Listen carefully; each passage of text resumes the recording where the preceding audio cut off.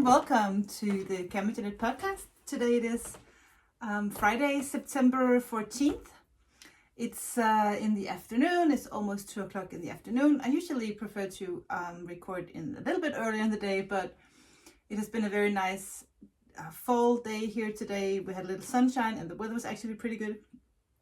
So I went golfing this morning. So yeah, that's why this is recorded a little later in the day, but that shouldn't be a problem for you because I'll upload this as soon as it's done, and probably you won't even notice.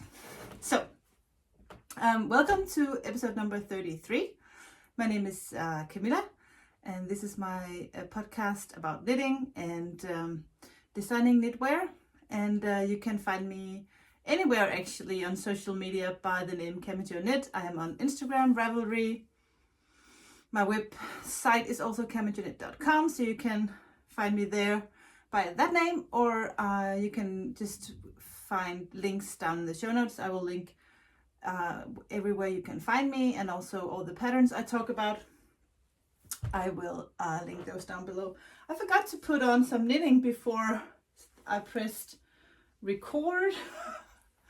I like to have some sort of knitwear on me when I record this podcast. So today I'm wearing my yellow Lichen on rocks, which for the first 6 months or so I pronounced wrong. So I finally learned how to say Lichen.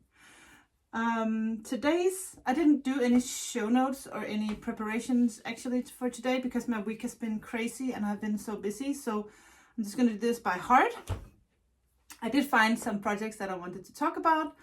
And also I'm going to talk a little bit about the Fering festival that I was attending last weekend. I had a very, very good time at Fering. So welcome. I hope you have found yourself something to drink. If it is cold where you are, maybe you have something warm like me. I made myself a huge cup of cafe latte, which is my favorite coffee, and a little bit of sugar, but don't tell anyone. And yeah, let's get going.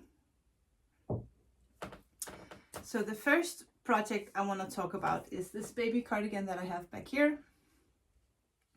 This is when I have an idea for a pattern or for a design, I always just start out knitting what I have in my mind. Of course, I will write down if there's a chart, and for this particular pattern right here, of course, I made a chart. And but then I just knit it, and then afterwards I will kind of come back and look at it and see, okay, how does it look with the button bands, or do I need more or less buttons, and small details like that. So this is the first attempt. So now that I made this, I'm gonna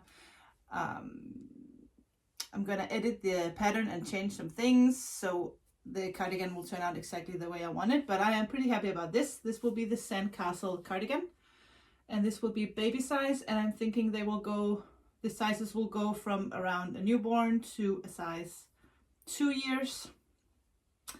And then I have an idea for the older kids. So if they have, age between 2 and 8, I have another idea that I'm going to do for the older kids, but I will show you that later. This is the sandcastle cardi. It's just plain striking it on the back and on the sleeves. And then we have this little lace pattern here down the front that is really not that complicated, but just gives it this lovely lace pattern here on the front. I have a very good colleague of mine, and he is going to be a dad for the first time here in next month, and he is like my closest colleague. He's the one that I plan everything with, and we have the same group of kids, and they are our responsibility. In Denmark, it is a little bit different compared to other countries. So these 22 kids will start in first grade together, and they will go from first grade till 9th grade, the same group of kids. Of course, some people will move, and they will change a little bit, but only if new kids are coming to the area or if somebody's moving out. So the same group kids will always be in the same classroom. And we have this bunch of kids now. They are 7th graders, and they are new for us. We always get them from 7th grade, and we say goodbye after 9th grade. So he and I are like the parents of this class, and yeah, he's also a very good friend. So I wanted to do something special for him and his girlfriend now that they are going to be parents. So I came up with this lace pattern inspired by old Japanese patterns, and yeah, so I'm pretty excited about that. So I am working on writing down the pattern, and I have the yarn that I'm going to do the cardigan in. I'm going to do this in yarn from Anita's World. This is the camel silk base, so it doesn't get any more soft or lovely. And of course I want to keep it in sand toned colors, because it is called sand castle cardigan. So of course I want the yarn to be kind of sand colored. So this is what I picked out in a collaboration with Bettina, who owns Anita's World. She was kind enough to give me this yarn so I could do the pattern with the yarn that I really wanted to use for the pattern. So I will be casting on pretty soon to try the size a little bit larger than this. This I think is a newborn. It is 38 centimeters. 38 centimeters is the same as 15 inches. So it has a circumference of 35 centimeters or 15 inches. So that is a size newborn. So the next one I will do is a 3 months, 0 to 3 months in this yarn, the silk camel from Anita's World. And I'm sure that will be just amazing. I'm just gonna put that here because it looks so adorable. That is actually my only finished object since my last episode. I did knit a lot on Fering. I did finish this cardigan on Fering, and just the other day I sewed in all the buttons. And the problem is at Fering you get really tempted because there's so much gorgeous yarn. So, but anyway, when I finished this cardigan, which is knit on a 2.75 millimeter needle, I thought if I want to make this cardigan for a size, you know, older kids, kindergarten or preschool, I need to change the gauge, because I don't want to be knitting on a 2.75 needle for a 5-year-old or an 8-year-old. That's just gonna take too long, I think. So I really wanted to do something so I could do the same lace pattern, but go up a needle size, or actually go up a little bit more than a needle size. So when I met Astrid, Astrid is the owner of the Dutch hand-dyed yarn. I am not Dutch, so I don't know how to pronounce this, but I think it'll be something like Kleurendrad.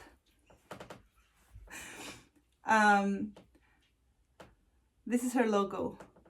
And she was at the Fering Festival, and she said, oh, hey, and we have talked a little bit before, and she said, oh, if you want any of the yarn, please let me know if you have a design in mind. And I thought, maybe that's a good idea to actually do the Sandcastle cardigan, but do it in DK white yarn. Good idea. That way I don't have to make the lace pattern larger or anything like that. I can just go up in needle size and see what happens. So I actually did almost the same stitch count as the baby, not exactly, but close, on a 4 millimeter needle. This is my progress so far. This is, I don't know if this is going to be a size 3 or 4, but you can see the lace pattern here in the front. So this is how it looks. I love how, okay, my coffee is in the way. I love how the color of this yarn. The colorway is called Tea Unlimited. And it kind of has this heather look. Is that the word? And the skeins that I got from Astrid is pretty different actually. As you can see, this is a little bit darker than this one, and this is the one I'm working on right now, so I'll definitely have to be alternating skeins at some point to avoid getting that color block that you don't want when you use hand-dyed yarn. And actually that's a good idea to just always alternate skeins when you work with hand-dyed yarn, so you avoid that problem. But I'm really happy about how this is turning out. I think it's really cute with the lace pattern on the front, and even though the yarn is a little, I don't know what the word is, heathered, is that the word? Or a little, it's not speckled, it's more vibrant. No, not vibrant. I don't remember the English word for, you know, they have the same color but somewhat variegated. I don't know the word. Please let me down below the word that I'm looking for. You can see it's not a solid color. It has a little bit more, I don't know what the word is. But this is how it's turning out. And it is so much fun. I really like how this is turning out. I think it's so it's perfect for that age when kids 4, 5, 6, they run around outside. This is the perfect yarn. I really like the fabric that this yarn makes. I think it's perfect for that age group. I'm gonna take this off now because it's actually getting a little warm in here. I always get a little warm when I podcast. So another thing that I have been working on, let me get this out of the way.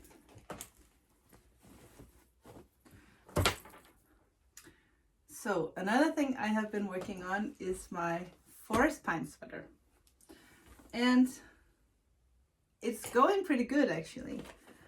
I am kind of back in the mood. It has been laying around for a long time without any progress, and then when I found out that it was going to be too small for Lars, I kind of lost my mojo. But then I'm thinking I have a nephew that is very close to me, and I think he will actually fit this. So I'm working on sleeve number 1, and soon I will be working on sleeve number 2. And I think this sweater is turning out exactly how I wanted. I did short rows in the back, so it will keep everyone warm. The raglan here is just in the not the contrast color, the opposite, the main color, and then all these lies in the contrasting color. And I have shown the yarn 1,000,000 times before, but just to do everything right, this is the alpaca yarn from Pasquale, which is a German company, and this is the alpaca fino, and this is the color 4. The contrasting color is the color 4, and the main color is color number, I think it's something with forest. The color is 43. So this is the yarn that I'm using, and I went to a knitting group yesterday. I have some colleagues. In the beginning, when I started to work at the school where I work now, I was the only one knitting, or maybe we were 2. And now I think we're like 15 women who's knitting. And my boss has been after me a little bit. She said, "Camilla, is this your fault?" And I said, "It might be my fault." But it's so much fun, and it's just perfect that I can have knitting group with my colleagues, because we can talk about work and knitting.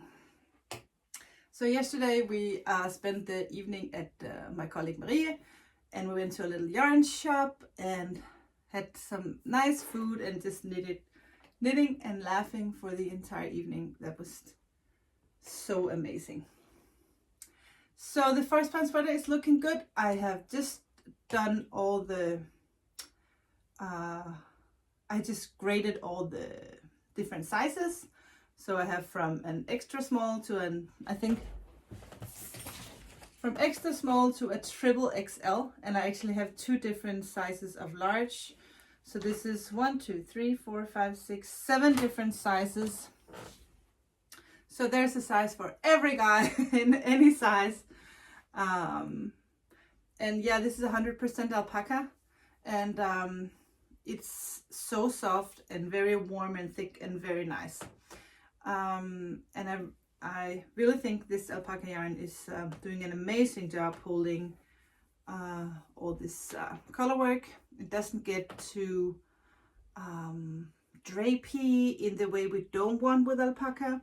So I'm actually pretty amazed by how wonderful this yarn holds up. So I'm excited to see how it all looks once I have washed and blocked it. Sometimes I think alpaca have a tendency to grow a little bit, so everything gets a little bit longer after you wash it and block it. So I'm kind of holding back a little bit. I'm not gonna work the length of the sweater and the length of the sleeves exactly the length I want. I might do them just a few centimeters shorter, just to make sure that they have a little room to grow, so to speak. So I hope that during the weekend I will be done with the forest pan sweater. I can wash it and block it, and then actually just work on the pattern and get the pattern done. And then I will be calling out for testers, but please be patient. It might take just maybe a week or so. I think the baby cardigan back here might be ready for testing first, and then maybe so should I help me out here. This is going to be the Sandcastle cardigan, and I'm thinking just to call this Sandcastle baby, and then call the other version for Sandcastle Junior, because then if I want to make an adult size, someone asked me, are you doing this in adult size, please? And maybe I will. That would be pretty, actually, in with a mohair maybe. It's funny with the silk mohair that I started knitting with the silk mohair together with the fingering weight yarn. I have done that for many years, even before it was like a big hit. And I thought at some point it's going to stop.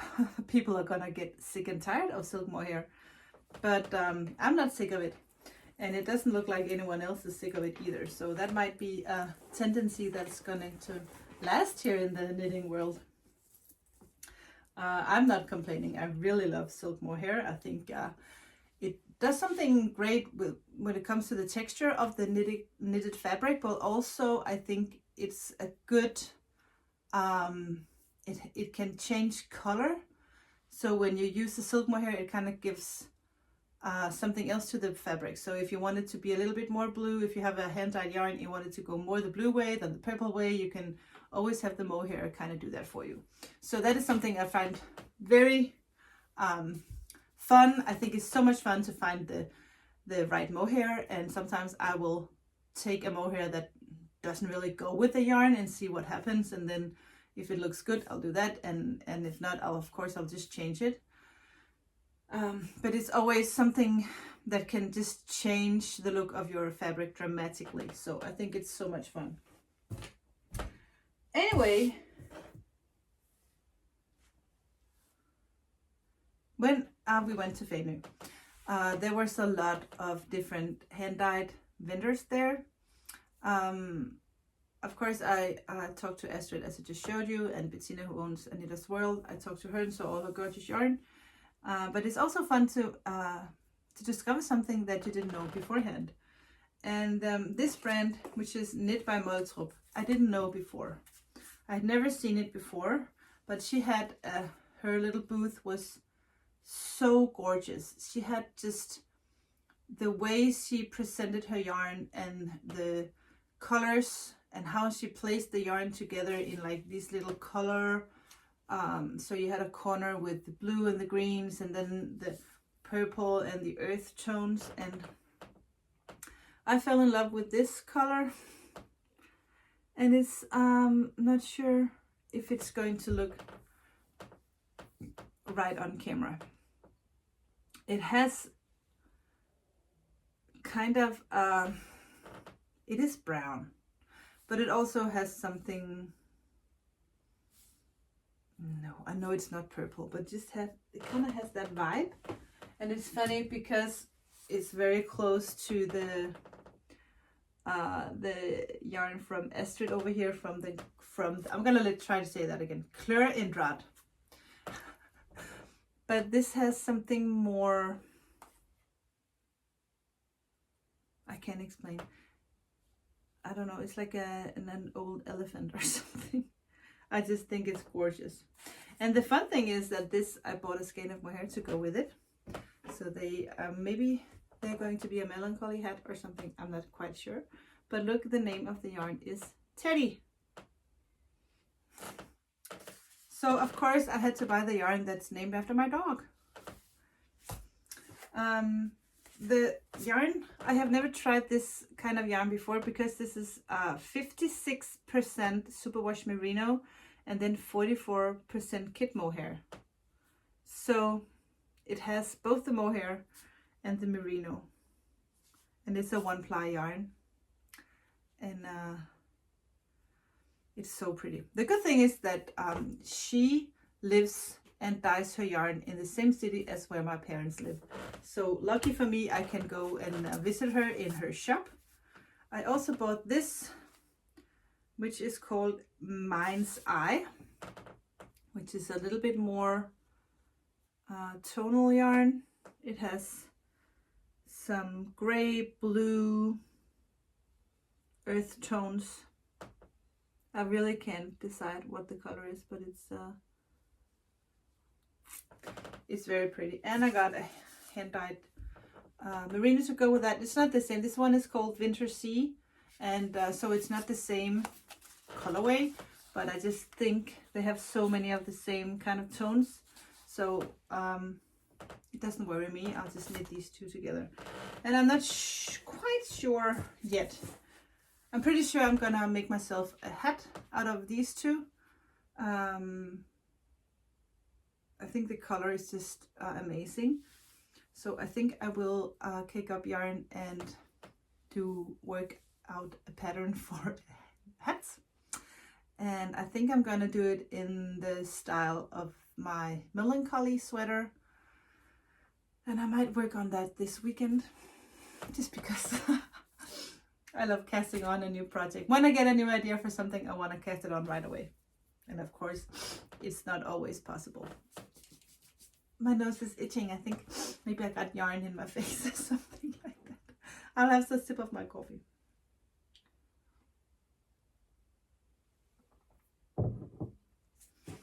Okay, so this is going to be a hat. This I don't know. This is going to be the baby, no. This is going to be the this is going to be the Sand Castle Junior cardigan. This is going to be the Sand Castle baby cardigan. And I have to cast that on. This is so soft. I wish you could just kind of touch this yarn because it's so soft. Silk is amazing. Is that all I have to show? I think actually that's all the yarn I got. I bought a little scissor as well. I don't know where I put that. Oh yes, it's here. Look. I just thought it was so cute. Is it by Twigs and Horn? Is that is the brand? I think maybe it is. But it's very small, and I just wanted it to have that in one of my knitting bags, and then it's nice to just have in a knitting bag. And there's this little thingy on the end so you don't hurt yourself.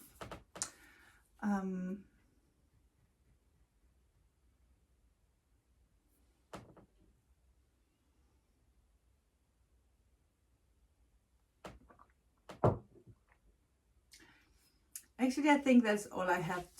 I think that's all the projects that I have going on right now. Of course, I have, as I have shown before, so many other knitting projects, but they are all just taking a little rest until I can get these new patterns calculated, written down, and getting testers and published and so on.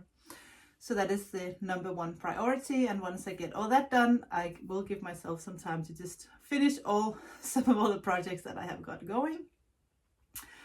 The last thing I just want to talk about a little bit is the knitting festival and knitting festivals in general. So while I was just editing this podcast, I came to think about something that I forgot. The last time I asked you to give me some ideas for the sock pattern in the DK weight yarn that I was working on. I didn't know what to name the socks, and many of you suggested that I should name them after Lars, since he was so happy with these socks. And on that evening, we went out for drinks at our favorite bar here in Aarhus. It is called Two Socks, and we were on the tram on the way home, and I told him, because I was looking at some of the messages on my phone, and I said some of them are actually suggesting that I should name the socks after you.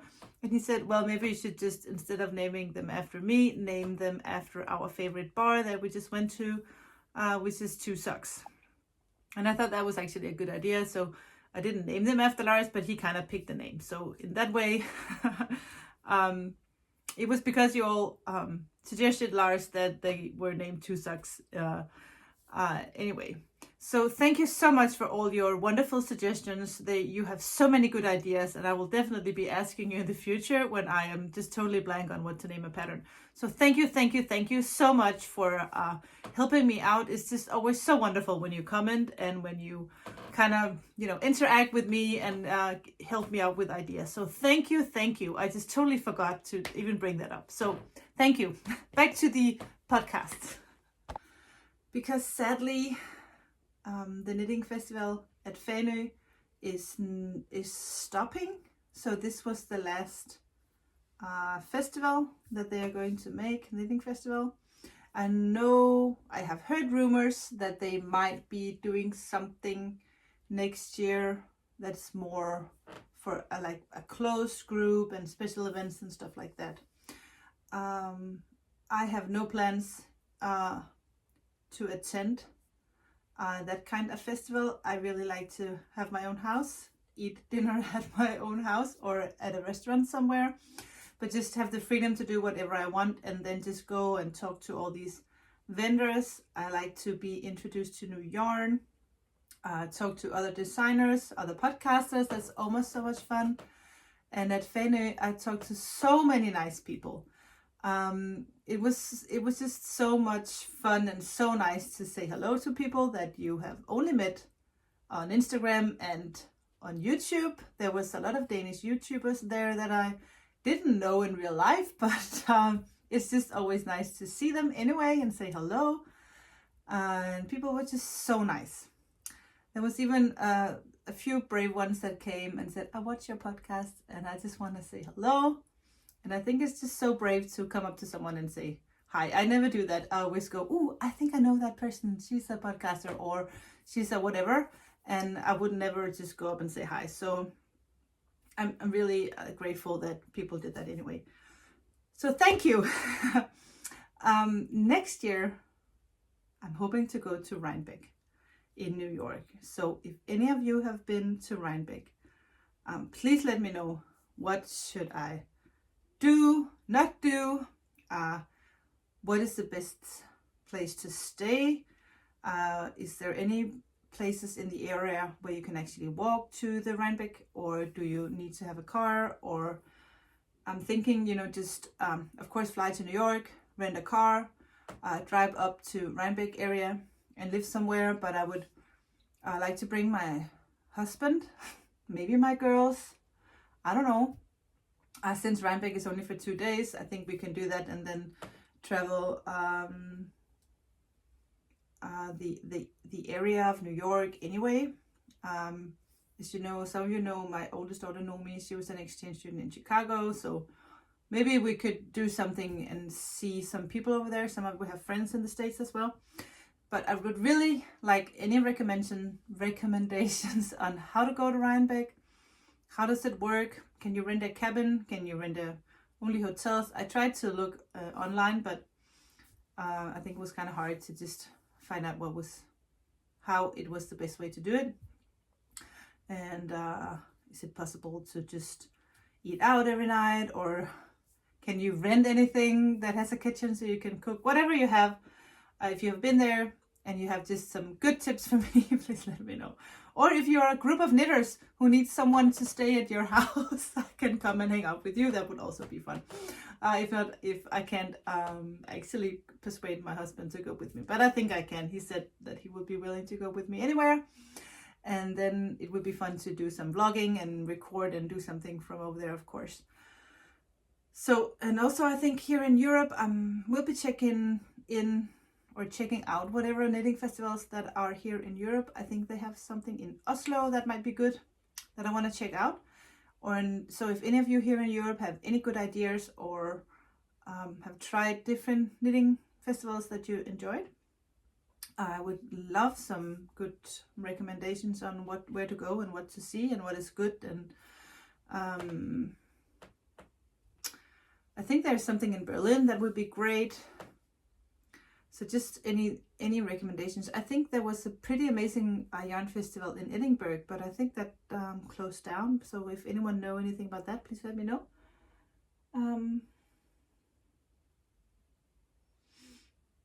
Yeah, I think that's it for now. Actually, I'm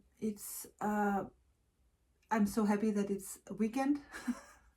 I think I've had a pretty rough week and a busy week, so I just really welcome weekend. So tonight I'm gonna make some good food. I think the girls both have parties to attend, so I think me and Lars are gonna eat something very nice and have a glass of wine and watch the next episode of Ted Lasso on Apple Plus, which is my favorite show at the moment. I really love Ted Lasso. It's warm and fun and just amazing. So if you have Apple Plus and you have not seen Ted Lasso, I will give it my biggest recommendations. On the other hand, if you have a good idea for a good show on HBO or Netflix that you can recommend, please do so. I think me and Lars are actually looking for a good show to watch, because Ted Lasso, actually we can only see that on Friday because there's a new episode coming out every Friday. So we watch it on Friday and then we wait patiently till next Friday we can watch another episode. So that will actually be good with some good advice. We tried to watch that new show. I forgot what it's called. They are on like a big ship, and is it called Ghost something? They have to cross this.